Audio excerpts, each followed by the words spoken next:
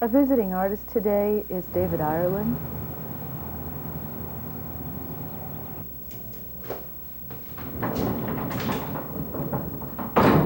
I'd like to start off by talking about 500 Capp Street, your house. The house at the moment is 106 or 7 years old. It was built in 1886.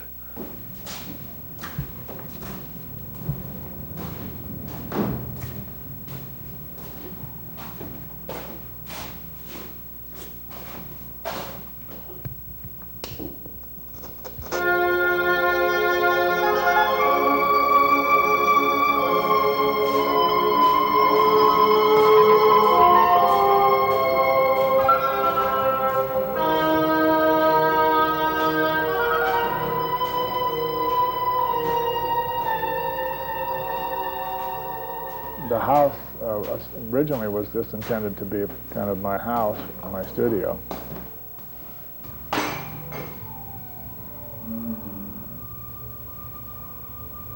And when I got into the house and started stripping the wallpaper out for it, was that it was in damaged and in bad repair, and I was just, trying to get rid of the previous owner of the house, and kind of put me in his place, get rid of his smells and his marks.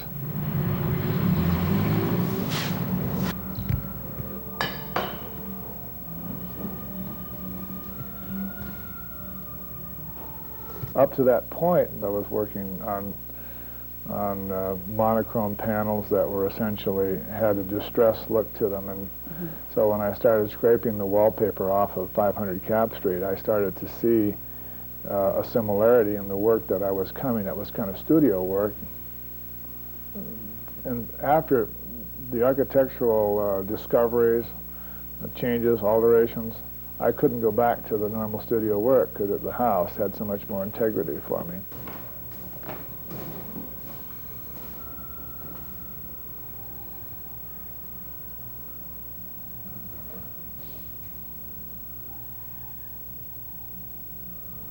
Well, it's a light promenade this morning. This used to be a very respectable park with lush grass and all that, and you had nice shrubbery and trees.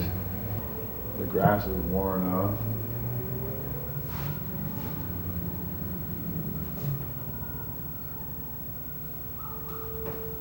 This two kids right here, they came up to me once and one of them was lisping. Is this a haunted house? This is a haunted house. And most people all around kind of know that I do something weird, and they don't ask too many questions, if any.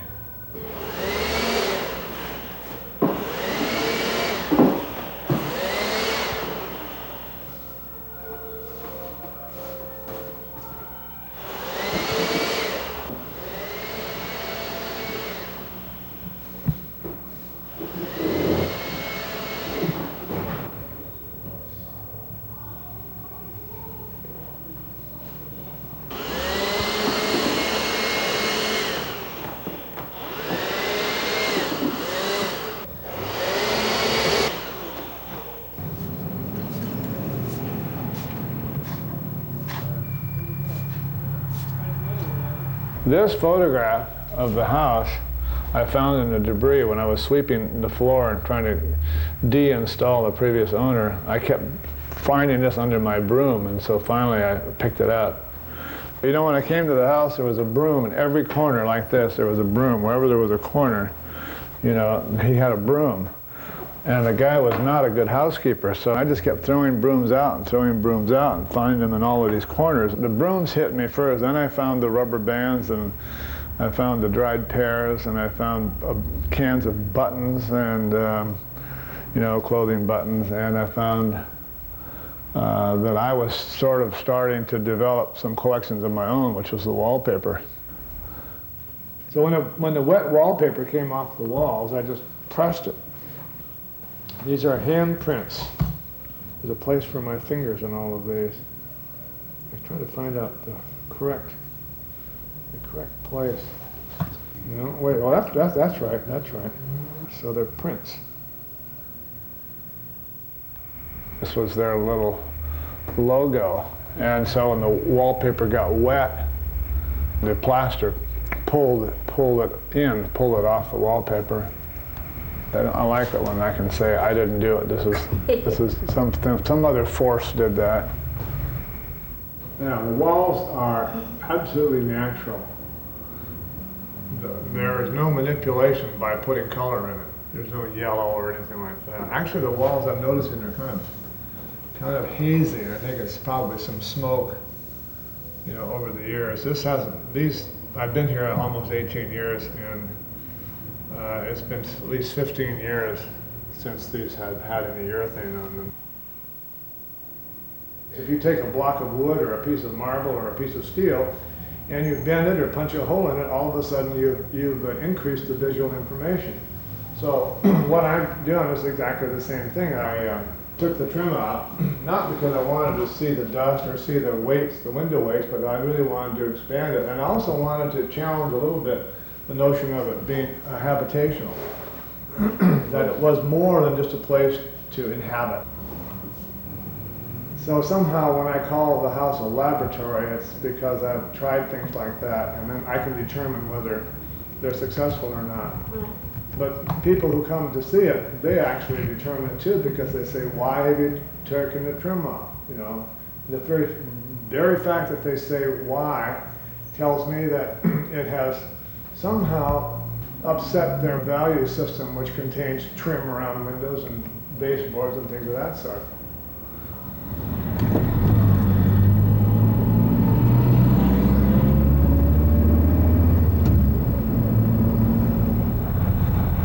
I like to drive.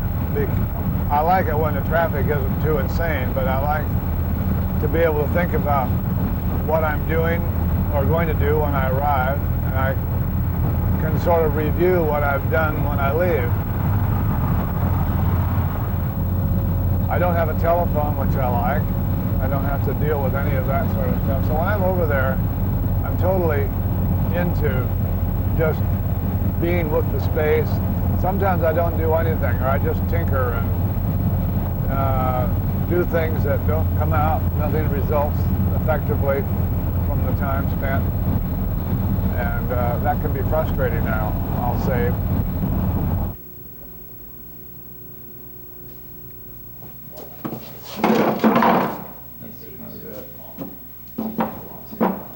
I like dusty things.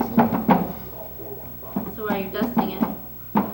I guess because I'm just, okay, here's my workbench right here. I have a good thing to do with these, but not today.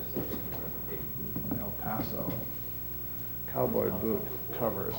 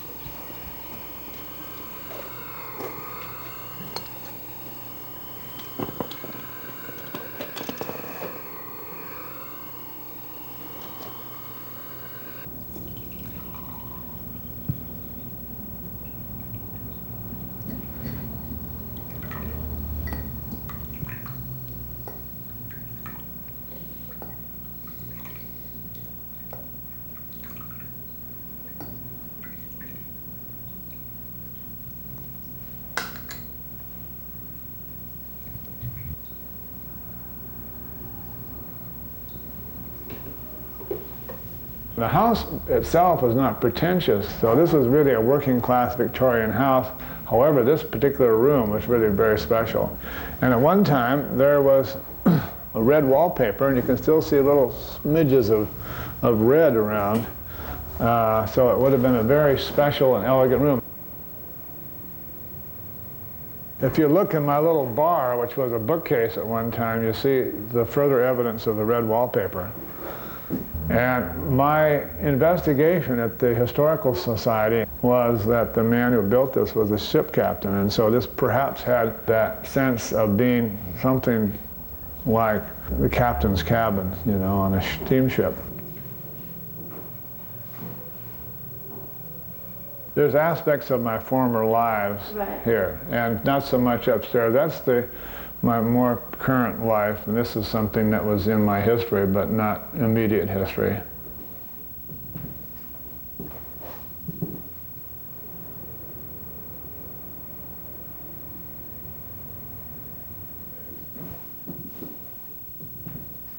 This is a rock that was forced up through the ground by some spirit in Kenya, and I found this, and so this is sort of a memory thing of a trip to Kenya, one of my first trips many years ago.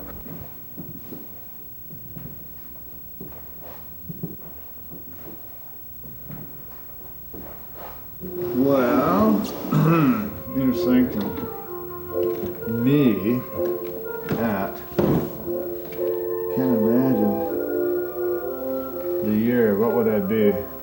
A year?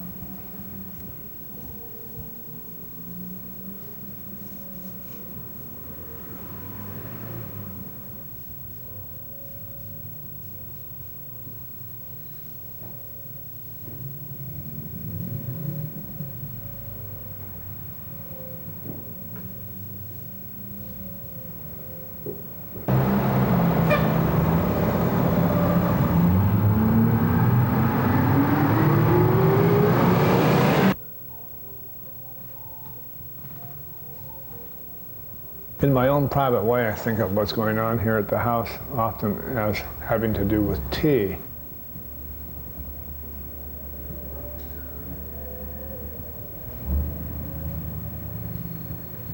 People are always saying, how do you intuit? I mean, what's the nature of intuiting something? You know, why do I place something someplace? And it's about this thing that we intuit. We don't premeditate, and we don't think about what we do. We just, by instinct, we place things, we locate things. And so sometimes, you know, we're talking about a person who has that ability, and in an abstract way we'll say this person has a lot of tea in him, you know, in a positive sense.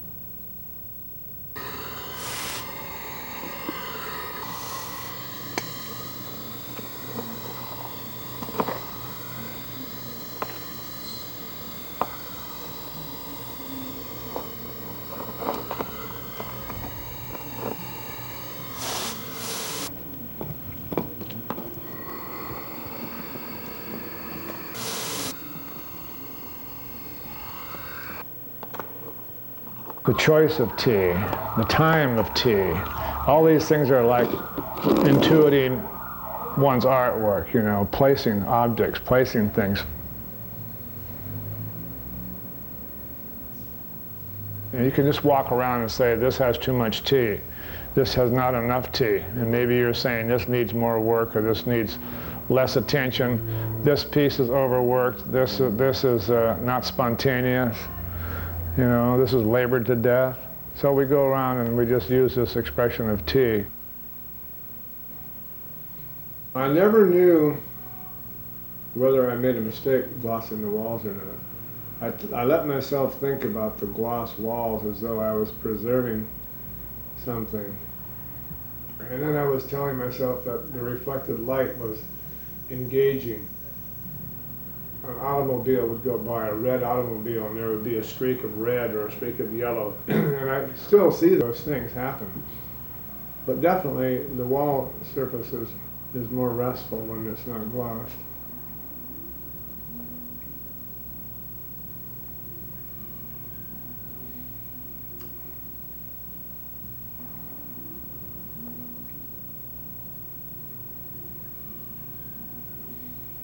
Now, these little guys that are invading the Natalie Wood shelf are 3 very, very small bottles of gold.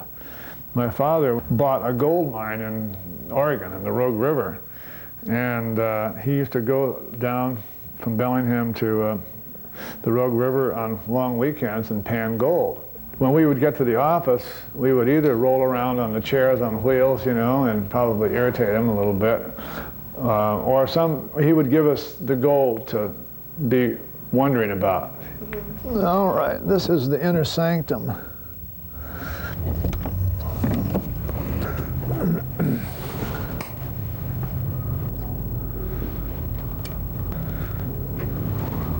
This is my all-time favorite studio. It has no pretension of being a studio. You know, I like this as my gold mine because I think that, you know, it's a resource material for making other objects. Sometimes they go into some of these hand works that I do. You can see the marks of the tool that were used to chisel, you know, to cut this earth away. They're really quite beautiful. So it's like a grotto in here. Not a place, you know, manipulated into being something special, but really just a place where one could come down and sit with this catacomb-like surrounding. Well, there's some very serious structural problems here, but they're easily corrected. However, it will destroy a lot of this quality, so I've put off doing some of it.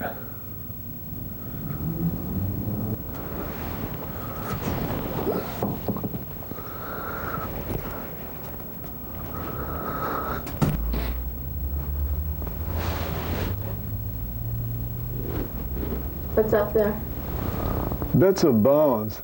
Oh, here's probably a rat's. That's probably the lower jaw of a rat. And it couldn't be the upper. You just found that there? Yeah. This is truly a relic from 500 Capp Street. You want it?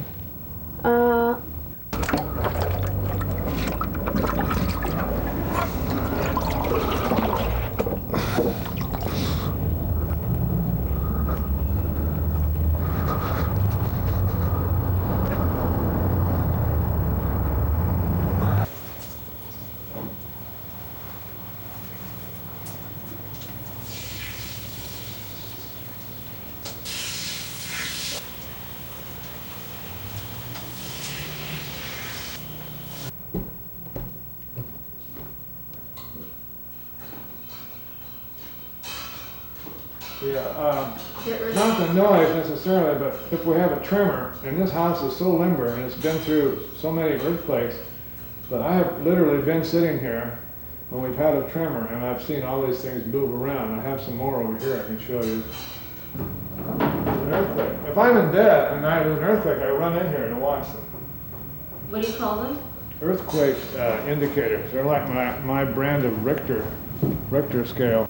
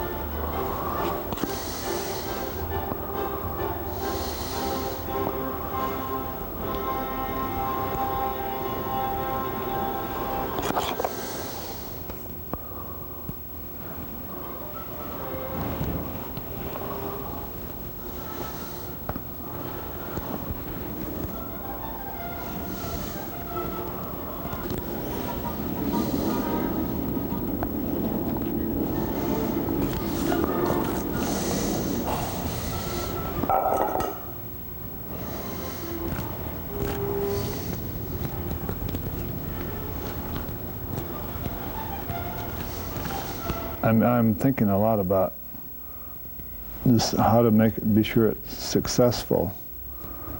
And there's some problems that are process problems, which are the fact that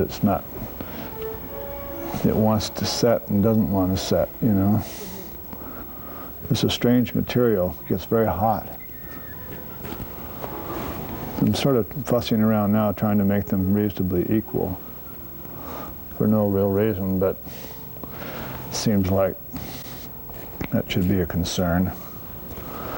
2 equal knees, 2 equal cups. By the way, you know, I have this old photograph of the house, and you can see on the outside that this window did not exist. Whoever put this window in whatever year it was, cut this piece out to get more light in here. I put the copper plates in because I wanted to do a couple of things. One, of course, is copper is this conductor, this communicator as an element. And also, it's opaque. You can't see out. So I made this tape that lets you hear the view that you are not able to see because of its opaqueness. Now you can hear it. The view from this window is a telephone pole. Across the street from this is a park with grass, slides, swings, and 2 trees to the left. Up to the right is a 3-story apartment house with white with green trim. Next to that is a white house with a blue roof. Next to that is a yellow house with a red roof. Next to that is a yellow house with a gray roof. Next to that is a cyclone fence in front of 2 trees. Next to that is... Now you see this is on a tape loop, and it's the sound of the view. We talked yesterday about Mr. Gordon. He was a tenant here for over 10 years. He had his 95th birthday. I bought him this huge cake, and I gave him $95 in $1 bills in a paper sack, and which I understand he went out and bought some Cyrus and Noble whiskey with. Anyway, here's a photograph of Mr. Gordon blowing out the candles, and this, I regret to say, is the cake.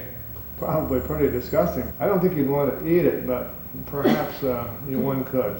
These are things that I really hope will stay sort of forever with the house, you know. I mean, to send this out, you know, and to have it go into another collection, you know, I think it's really important that it stays there. 2 of the most important artists, clearly, Duchamp and Beuys, who I can only be indebted to because of the freedom that they sort of espoused, you know. I mean, to take anything and believe in it and use it, and in Beuys' case, that it's close to you because of its autobiographical content, and Duchamp saying, take everything whether it's autobiographical or not, you know. This is called 100-year-old water, and I love it for so many reasons. One of them is, of course, the name. I had an object, an antique chest, as it turns out, that someone attempted to authenticate its age for me, and they said this chest is 100 years old. So I washed the chest, and the water that I used to wash the chest, I had it in a pan. This is literally dust that came from inside the windows. Here's a bouquet of flowers that have gone through some change. A woman who came to the house gave me this poem. Here's a jar of sawdust that came from sanding the floor. Actually, I've got many more than this. I like to see the finger impressions in it. It's starting to set up. I can feel it now.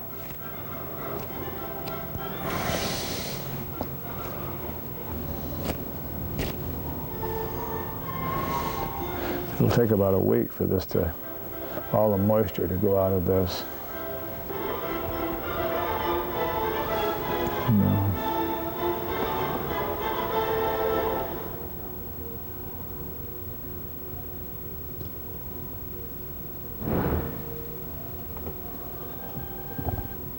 Time passage for me is identified or substantiated by the fact that there's an object to prove that something was done in that period.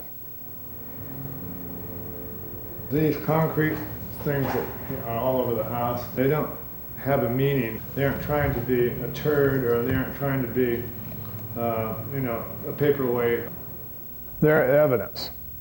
They're evidence of time passage and evidence of something being done in that time passage. But it's not the what was done or the shape of the done or the quality or the design. It was just that it merely denotes time passage.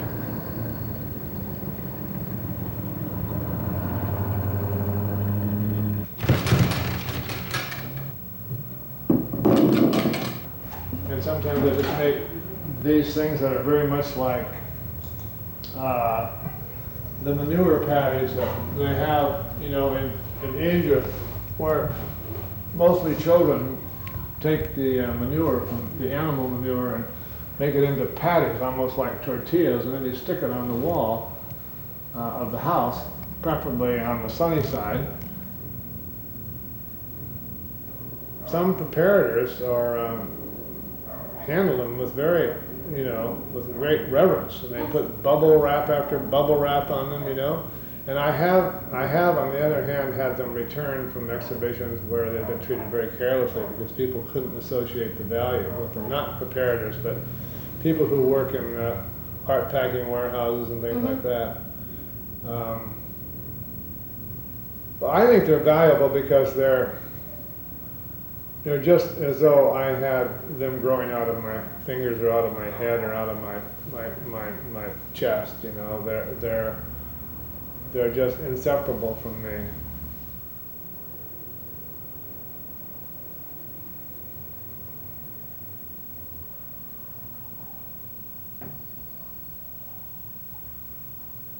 And then there's the possibility that the object that's made that denotes time is so devoid of human manipulation that you can almost pass it up, and that's kind of an exciting, that's the titillation, is that you can almost miss it. Well, here is a relic. How did it get on the floor? This is a severe, was a chip out of the wall over there. And no one that I know, people who have come by and checked the house and have been gone, knows how this dent happened. But you see, there's been a bruise there. Yeah. And this is the little scab that came off, so I've saved this. This sat on the floor for almost a year. And I was trying to leave it on the floor so it would be where it fell. You know, it's like a petal of a flower or a snowflake. All right. Think of the number of passes that a person has had to go through to make this image.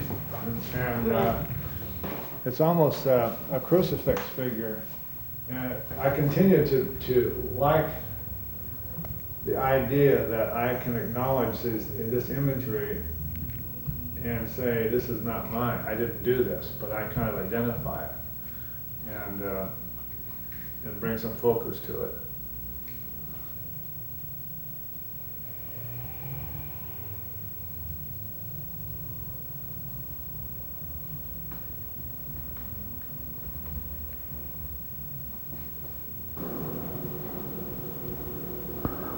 They're calabashes. I've always imagined that it would be nice to be brewing tea while I was doing this, and then these would be the teacups.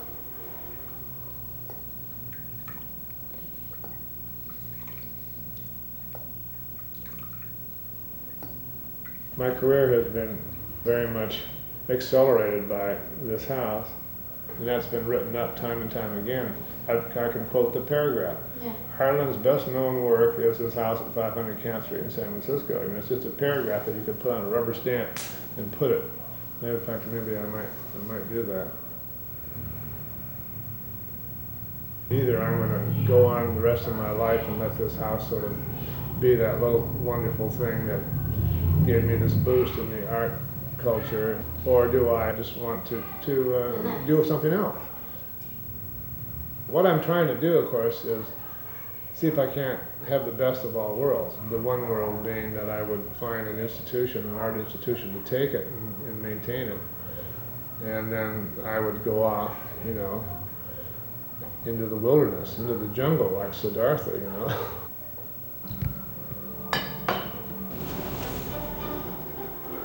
All right, here.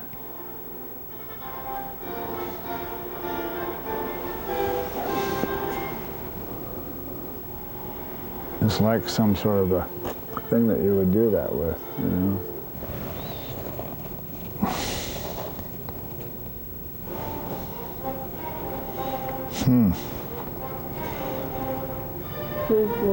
Well, came off differently. It's nice. I like these sort of fissures that come with the fabric of the trousers, you know. Mm-hmm.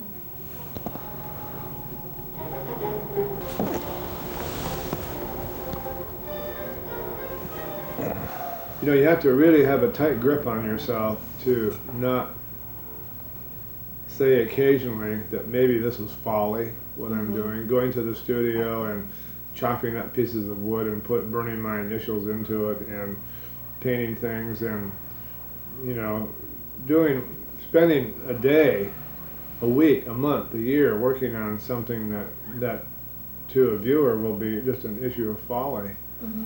And you have to be able to discount that.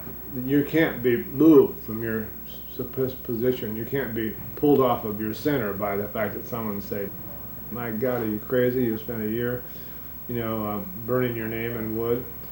I mean, you know, you just have to have a certain kind of strength and belief, and it's clearly an issue of belief, and what popularly now gets called a leap of faith.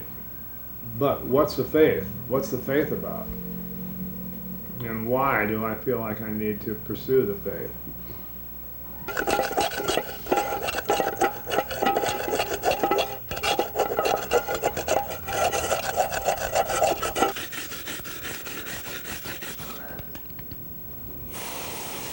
I just can't divorce myself from the notion that what we're doing is trying to figure out a way to get through from A to B, you know, and